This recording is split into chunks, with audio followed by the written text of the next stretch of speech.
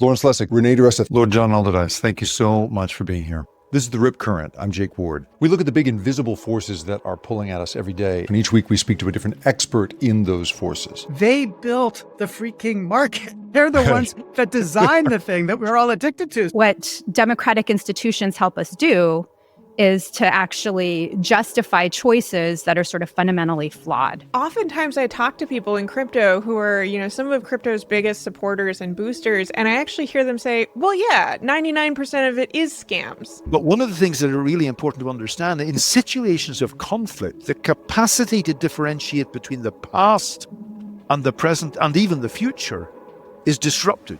They brought out to Vegas to show you guys a good time. And I think the idea was that they were going to try and turn you guys into gamblers. That you guys were going to be whales. So long as a tree is worth more dead than alive, then so too will humans be worth more distracted, polarized, narcissistic.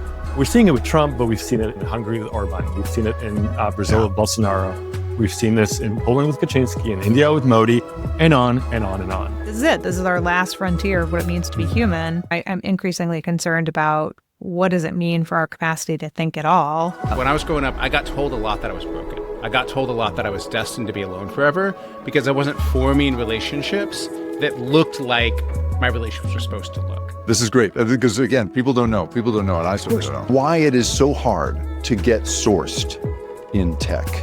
Can you tell us a little about that? Even when you break down for them why it is not actually learning, why it is actually just a sort of amnesiac parlor trick, and why it's all just kind of product design, people still want to believe their own perception of this stuff. I really appreciate you being here. Thanks for listening.